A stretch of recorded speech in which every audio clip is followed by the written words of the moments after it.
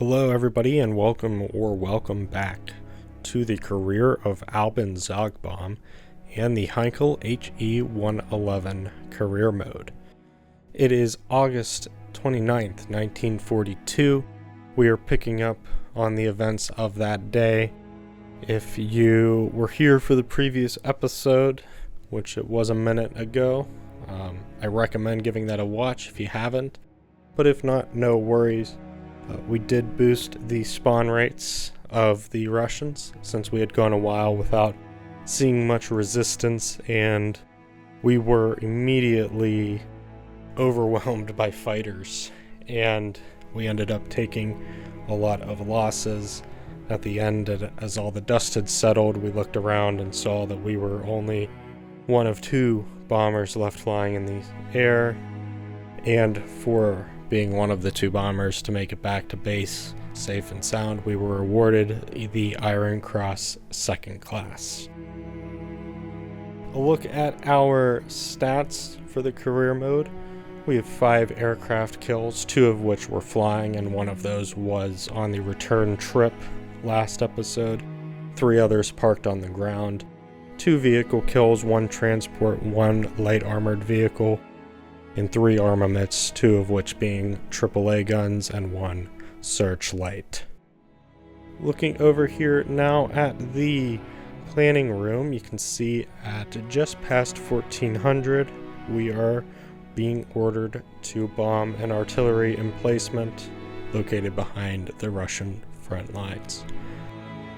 So with that being said, let's take a look at the map and see what route we'll be flying to our targets.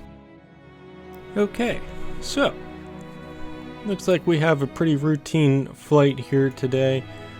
The good news for us, as we are staying on the settings that we ended with last time, where I kind of bumped up the spawn rates of the Russians there, as it had pretty much been 4 missions since we'd seen any signs of life out of them, so we bumped up the spawn rate to pretty much force things to shoot at us. Hopefully that's the case today, but you see, pretty standard flight plan. The good news is we are not going too deep into enemy territory today. That's going to hopefully make our lives easier, because I am not confident that we are making it back to base, considering we were one of 2 bombers to make it back in the previous mission. Going up again with a reduced roster for this mission. I'm not even going to try to pronounce it. Chemomorov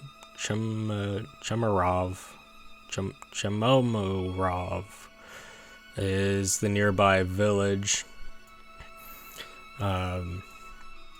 Looking here, we've got a small river, but other than that, there is not much identifiers in the vicinity of this. We can maybe use this road, but when we come to looking down the bomb site, we might be using the Mark 1 eyeball, as they say.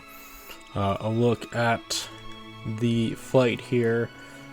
As of course we saw on the previous screen, Hans Linder will be flight lead. We'll be wingman number 3. Good news is a fighter escort is going to be meeting us at point 2. Takeoff time 4 p.m. And the important thing here, we are hitting at 2.5k. Wind at 2,000 meters is 15 meters per second, blowing from 325. So, take a look at our bomber here. Let's see what we got in store. I think we just keep the standard loadout for this one, the 1 500k bomb and the 4 250k. That's good enough for me. And yeah, let's get into it.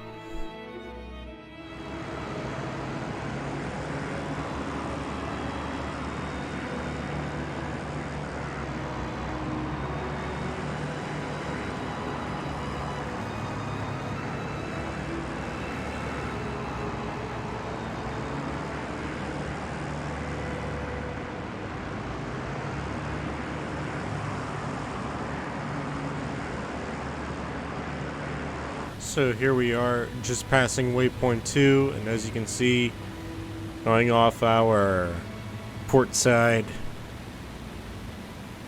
is our good friends, the BF-109s. Fighter escort has arrived on the scene, looks like a flight of 6.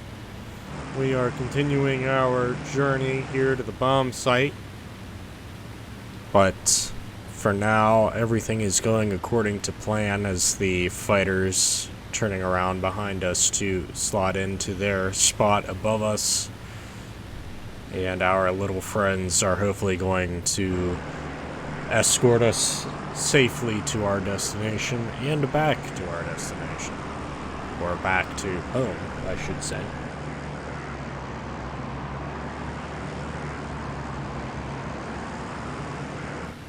Alright, so as we are now on the approach, still a ways to go, but we are going to set up the bomb site right here, right now. So we know from briefing, we're going to be dropping from 2.5K, which I should look at the briefing.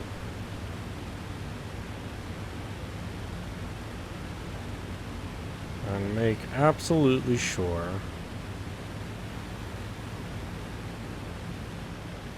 Okay, I'm gonna nudge it down to 2.4 because we're flying at 2.5, but the altitude of the target is 96. So that's 100 meters off our altitude. I believe I'm doing that correctly. Airspeed is going to be roughly 320 when we go ahead and drop. We know from briefing wind speed is going to be, it's a windy day, from 310. And 310 is going to be roughly this way. So it's going to be hitting our aircraft right about there, I want to say. Yeah, right about there. So we are all queued up for the bomb run. Bomb site's all good. I like to pop in here early as opposed to being late to the party and I'm sitting here adjusting and that sort of thing while we're on the bomb run, and then we end up missing and then it's an entire fiasco. So we're gonna drop these bombs very close together because we are bombing artillery, and normally we come in facing it, so the target ends up being a very narrow sliver of land. So we're gonna be dropping these bombs very quickly together. We'll see how things go.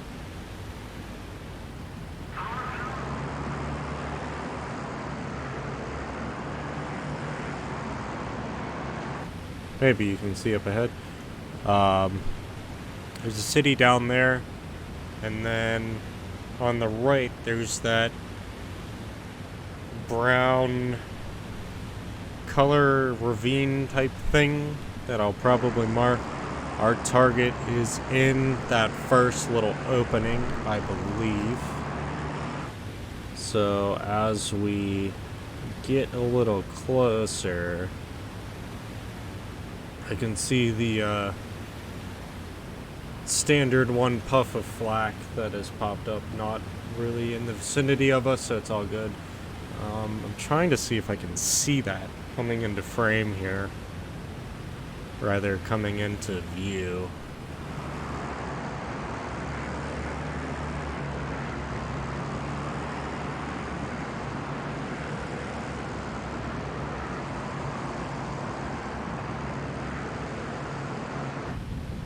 Okay, coming up on the target now. Bomb bay doors are open. Just looking to see if I need to make any last second adjustments. I'm going to change this to 3.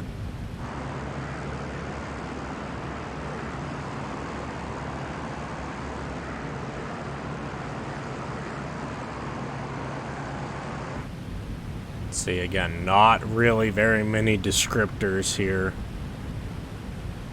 But we are coming up on the target. Should be seeing it in our bomb sight any second. There's the target right there. Right there. Oh, we're gonna come in good.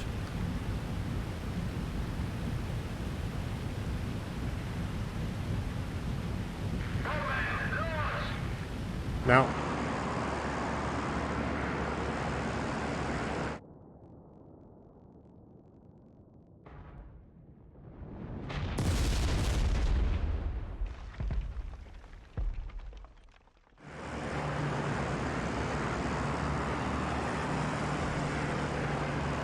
Alright, okay, so 2 airfields in front of us. As far as I know, we're the one on the right. So, coming into land, well, coming into view of the runway at least. Alright, there goes our friends. Get into a holding pattern. We're gonna cut the line, because it's me. Gonna hopefully come around and not make a fool out of myself. So I'm sometimes known to do. Alright, making the right turn here. Come in. Always so late to put the gear down, but gear's coming down.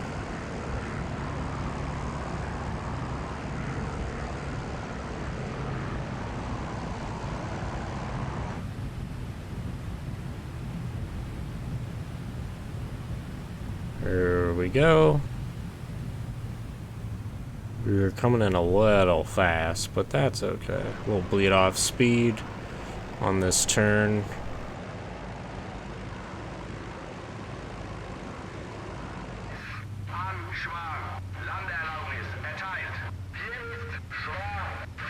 And for the start of the runway,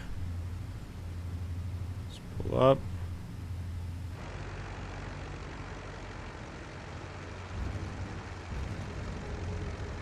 Okay, that was pretty good. Wasn't bad, right? Alrighty, so here we are. Mission accomplished. And we got some kills. 1 transport and 1 cannon. Let's see how the rest of the boys did. Oh, that's... okay. So, here we go. So, Hans Linder did exactly what we did. It looks like he got a transport and 1 cannon. Looks like Johann Schnell got 1 transport. Of course, our transport and cannon gives the entire flight 5 kills on the day, 3 of which being transports, and the 2 cannons, of course. Taking a look at Alban's stats here, brings us up to 3 vehicles and 4 armaments. And most importantly, we survived August 29th, 1942. So that'll do it for today's episode. I'm not going to really go into world news over there. It's the same paper that we see in the BF 109, and I feel like it's probably more relevant to the BF 109 series from the perspective of the top aces in the sky. That's something that our little bomber is not going to ever be remotely close to. Of course, we do have 5 aircraft kills, but it's technically 2 in the air, so it's not going to be something we're going to be competing for top aces in the sky. And we are also roughly a week ahead in the timeline in the BF 109 campaign as opposed to right now. But overall, a good day. Again, 1 cannon and 1 transport killed in this artillery mission. Alrighty, so on the near approaches, the next phase of the Battle of Stalingrad has begun. Of course, it's the beginning of August 30th, 1942. We are going to be doing, looks like, 2 missions today. The bomb railroad junction and bomb troops. But of course, that'll be in the next video, so thank you so much for watching. Hope you enjoyed. We hope to see you in the next video. Take care.